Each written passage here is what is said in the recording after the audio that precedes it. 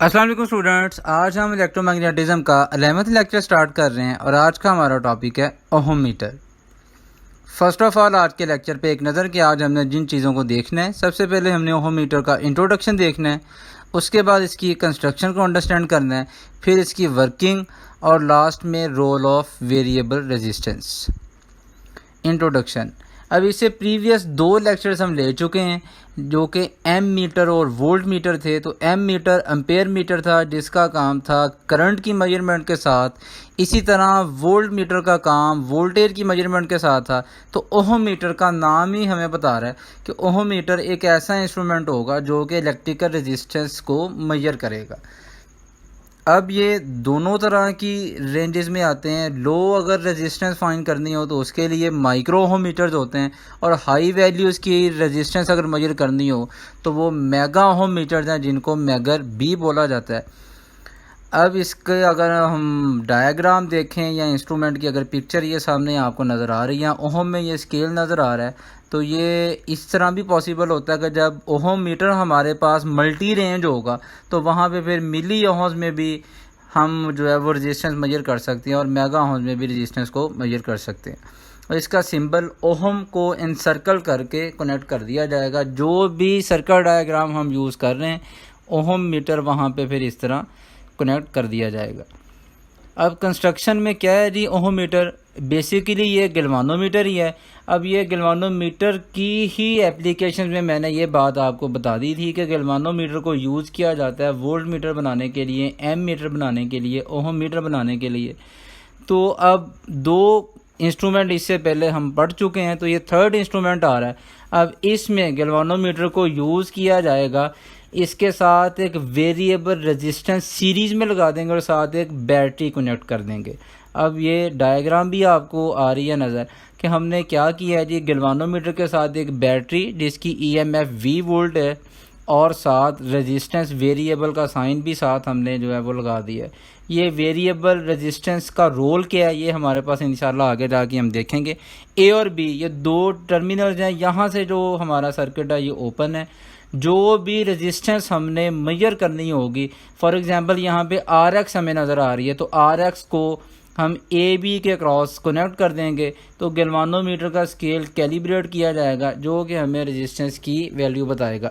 अब यहाँ पे एक चीज़ आपने अंडरस्टैंड करनी है कि एम मीटर और वोल्ट मीटर में हमने बैटरी को यूज़ नहीं किया, वहाँ पे सिर्फ एक रेजिस्टेंस ही कनेक्ट की थी।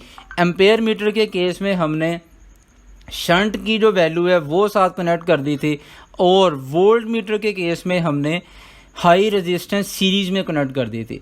अब यहाँ पे देखें 2 चीज़ें हैं, एक तो रेजिस्टेंस कनेक्ट की जा रही है और ये वेरिएबल है रेजिस्टेंस, और दूसरी इसमें डिस्टिंक्शन है जो ओहम मीटर को बाकी जो 2 मीटर्स हैं उनके ऊपर कि इसमें बैटरी यूज़ की जा रही है। अब इसके पीछे रीज़न भी हमें एक आ रही है नज़र, क्योंकि वहाँ पे तो अगर जो करंट मेजर करना है एम्पेयर मीटर में, तो करंट वही जो हमारा सर्किट का होगा वही कॉइल में से पास करेगा और टॉर्क एक्ट करेगा, कॉइल में डिफ्लेक्शन आ जाएगी।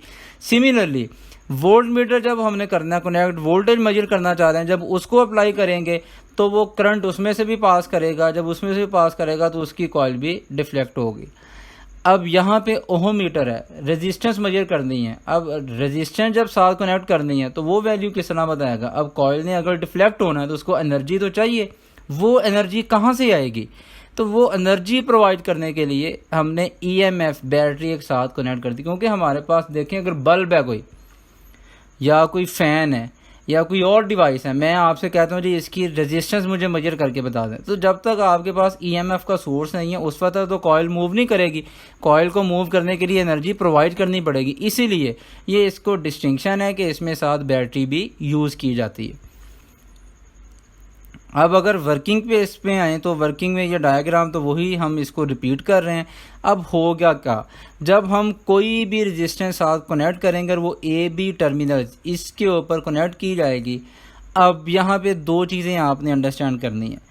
हम स्केल किस तरह कैलिब्रेट करेंगे, स्केल हमने इस तरह कैलिब्रेट करना है। अब देखें सबसे पहले ये होगा कि जब A और B टर्मिनल शॉर्ट कर दिए जाएंगे, अगर कोई भी रेजिस्टेंस की वैल्यू कनेक्ट नहीं की, A और B को आपस में जब जोड़ दिया तब क्या होगा, V बैटरी का जो वोल्टेज है उसकी वजह से गैल्वानोमीटर फुल स्केल पे जाएगा।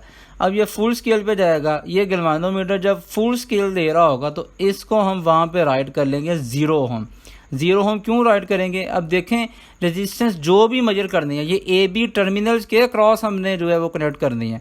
जब ए बी टर्मिनल के क्रॉस कोई रेजिस्टेंस कनेक्ट नहीं की, इन दोनों को आपस में शॉर्ट कर दिया है, तो उस वक्त हमें जो गैल्वानोमीटर है वो फुल स्केल दे रहा है और इस फुल स्केल को हमने 0 ओम मार्क कर देना है। और जब ये दोनों टर्मिनल्स ओपन होंगे, जब दोनों टर्मिनल्स ओपन होंगे तो उस वक्त गैल्वानोमीटर नल डिफ्लेक्शन दे रहा होगा, बिल्कुल कॉइल मूव ही नहीं करेगी। तो इसको हम बोलेंगे इन्फिनिट रेजिस्टेंस, क्योंकि इन्फिनिट अगर रेजिस्टेंस होगी तो ओहम्स लॉ को यूज़ करके हम ये देख सकते हैं कि करंट जो है वो 0 के इक्वल होता है। तो फिर ये दो वैल्यूज तो हमारे पास आ गई। हमारे पास स्केल के लिए अपर एक्सट्रीम भी आ गई, स्केल के लिए लोअर एक्सट्रीम भी आ गई।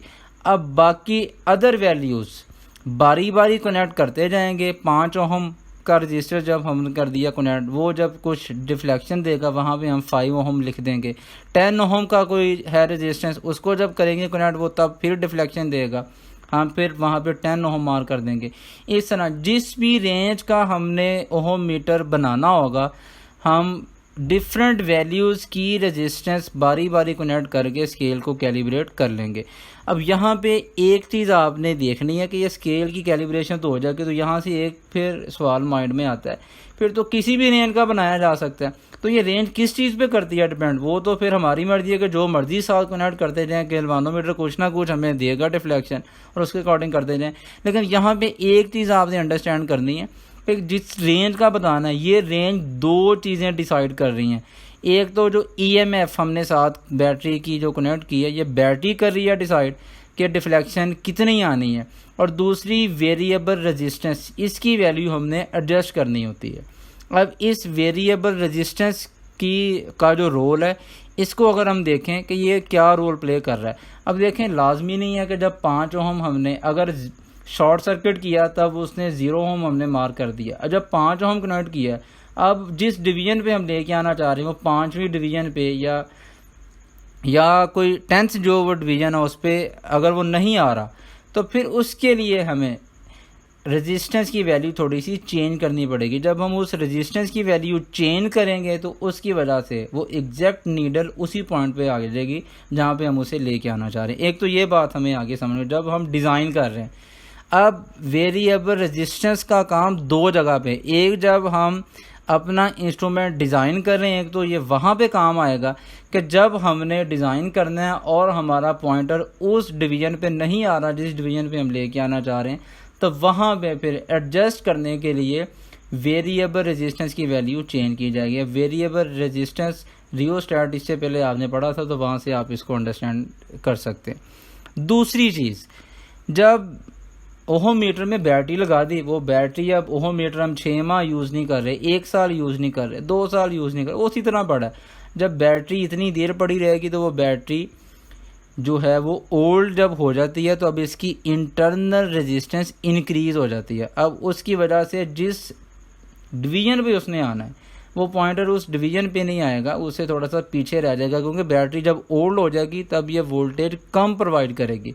तो फिर हम वेरिएबल रेजिस्टेंस की वैल्यू चेंज करके, मतलब उसे डिक्रीज़ करके उसे उसी पॉइंट, जब वेरिएबल रेजिस्टेंस की वैल्यू डिक्रीज़ करेंगे तब हमारा करंट इंक्रीज़ हो जाएगा। जब करंट इंक्रीज़ हो जाएगा तो वो जिस पॉइंट पे एक्चुअल उसे आना चाहिए वो नीडल उसी पॉइंट पे पहुंच जाएगी। तो इस तरह फिर वेरिएबल रेजिस्टेंस की वैल्यू हम एडजस्ट करते हैं स्केल के अकॉर्डिंग। ये आपको ओहम मीटर का स्केल भी नज़र आ रहा है।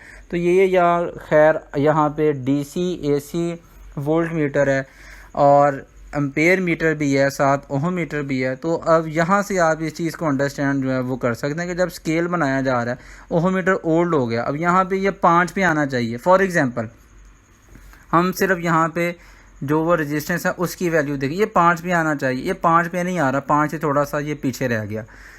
अब ये 5 से थोड़ा सा क्यों पीछे रह गया?